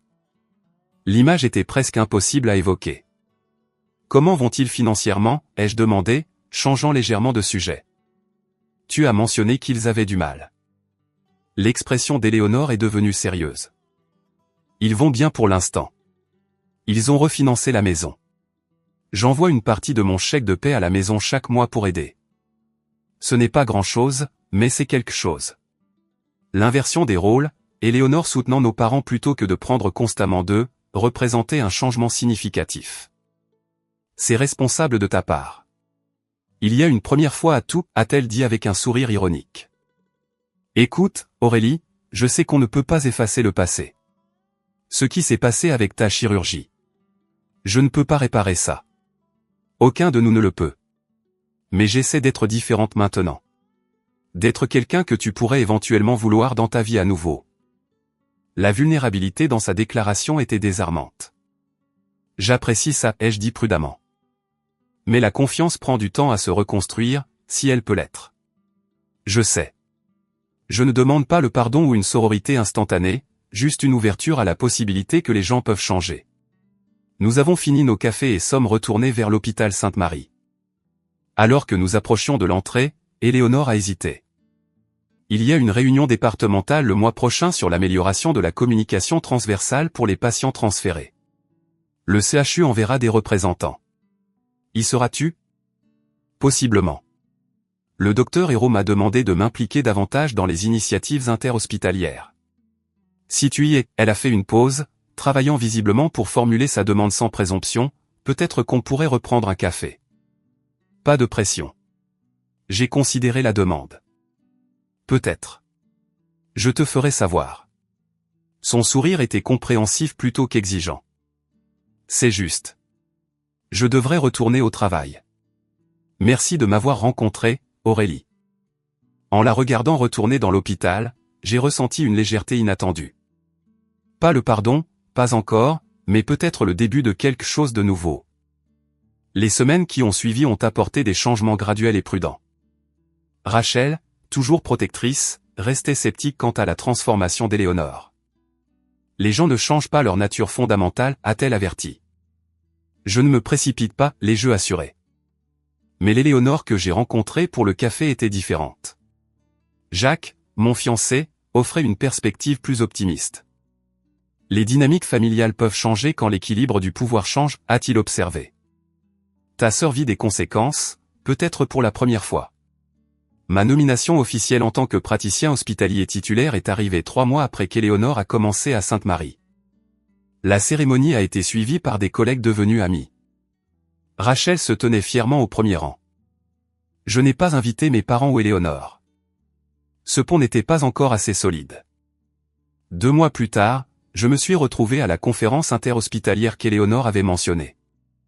Je l'ai repéré immédiatement, maintenant avec un nouveau titre sur son badge, défenseur principal des patients. Elle m'a remarqué mais a attendu que je l'approche. Félicitations pour la promotion, ai-je dit. Son sourire était modeste. Merci. C'est encore de l'entrée de gamme comparé à tes accomplissements, mais j'apprends tellement. Durant la session, j'ai observé Éléonore gérer une question difficile d'un chirurgien avec une prestance impressionnante. Elle a parlé de la dignité du patient durant les transferts, citant des recherches plutôt que de compter sur son charme. L'Éléonore que j'avais connue aurait utilisé sa personnalité pour naviguer le défi. Cette Éléonore utilisait la préparation et la connaissance. Après, nous avons partagé un autre café. La conversation a coulé plus facilement, touchant parfois à des sujets personnels. Elle a mentionné qu'elle avait commencé le bénévolat dans un centre de rééducation similaire à celui où j'avais récupéré. C'est une leçon d'humilité, a-t-elle admis. Voir les gens travailler si dur juste pour retrouver des fonctions de base rend mes problèmes assez triviaux. C'est une bonne perspective, ai-je convenu. Maman et papa ont encore demandé de tes nouvelles, a-t-elle risqué prudemment. Que leur as-tu dit? La vérité. Que tu réussis extraordinairement bien professionnellement. Que nous parlons occasionnellement, mais que reconstruire la confiance prend du temps. Qu'ils doivent respecter tes limites. La réponse mature a renforcé mon sentiment qu'un changement réel se produisait. 6 mois après la confrontation, j'ai reçu un email inattendu de mon père. Il contenait une excuse simple et directe. Aurélie, j'ai beaucoup réfléchi en thérapie au choix que ta mère et moi avons fait concernant ta chirurgie. Il n'y a aucune excuse pour notre absence quand tu avais le plus besoin de nous. Je comprends maintenant que cela faisait partie d'un schéma plus large d'échecs à reconnaître et soutenir tes besoins. Je n'attends pas le pardon, mais je veux que tu saches que je reconnais la douleur que nous avons causée. Nous sommes fiers de la médecin accomplie que tu es devenue entièrement par ta propre détermination. Avec amour et regret, papa. J'ai répondu brièvement mais honnêtement, ouvrant un canal de communication timide. Près d'1 an après l'entretien raté d'Éléonore, nos chemins se sont croisés professionnellement à nouveau. Elle m'a informé qu'elle postulait pour le poste de directrice de l'expérience patient à l'hôpital Sainte-Marie. C'est une étape significative, ai-je observé. Te sens-tu prête? Je pense que je le suis, mais je suis aussi consciente de tout ce que j'ai encore à apprendre. J'ai assisté à son atelier sur les barrières de communication, qui était sincèrement impressionnant. Elle a présenté des données et géré les questions avec compétence. Après, je lui ai offert des retours professionnels spécifiques qu'elle a reçus avec un intérêt réel. Tu as changé, ai-je observé. Elle a hoché la tête. La thérapie aide. Tout comme le fait de travailler pour ce que je veux. Et comprendre ce que je t'ai fait. Parlant de choix, a dit Éléonore prudemment. Maman et papa viennent à Paris le mois prochain. Pas de pression, mais ils aimeraient te voir si tu es prête. Juste un café quelque part de neutre. Je vais y réfléchir, ai-je promis. 2 semaines plus tard, j'ai accepté. La rencontre n'a été ni une réconciliation miraculeuse ni une confrontation désastreuse. Mes parents avaient vieilli, humiliés par les luttes financières et la conscience de soi douloureuse. Ma mère a pleuré mais s'est vite reprise. Tu as l'air bien, Aurélie, a dit mon père. La conversation était prudente. Ils ont été honnêtes sur leurs défis financiers mais ont souligné qu'ils géraient sans peser sur leur fille. Éléonore nous a aidés à comprendre où nous nous sommes trompés, a admis ma mère doucement. La thérapeute appelle ça le syndrome de l'enfant roi. Nous n'avons pas réalisé les dommages que nous vous faisions à toutes les deux. L'heure s'est conclue avec une demande timide de recommencer un jour. Peut-être, ai-je répondu honnêtement. La reconnexion timide avec mes parents a été parallèle à la croissance continue d'Éléonore. Elle a reçu la promotion à Sainte-Marie. 2 ans après qu'Éléonore soit entrée au CHU en attendant un traitement spécial, nous nous tenions ensemble au dîner annuel de reconnaissance de la santé où je recevais un prix pour mon travail dans les soins de traumatologie vertébrale. Éléonore avait demandé si elle pouvait venir, et j'avais accueilli sa présence. En acceptant le prix, j'ai remercié ceux qui avaient façonné mon parcours, le docteur Philippe, Rachel, Jacques, et ma sœur Éléonore qui m'a rappelé que la transformation est toujours possible quand nous sommes assez courageux pour nous affronter honnêtement. Les yeux d'Éléonore brillaient de larmes alors que nous nous retrouvions après. Je ne m'attendais pas à ça, a-t-elle dit doucement. Tu l'as mérité, lui ai-je dit sincèrement. Pas par le sang, mais par un changement véritable. Nous avions toutes les deux parcouru un long chemin. Moi, de la fille négligée à la médecin sûre de sa valeur. Éléonore, de l'enfant roi à une professionnelle gagnant le respect par le mérite. Le voyage n'avait pas effacé notre histoire, mais il avait créé de l'espace pour quelque chose de nouveau. La famille, j'avais appris, était à la fois celle dans laquelle nous naissons et celle que nous choisissons.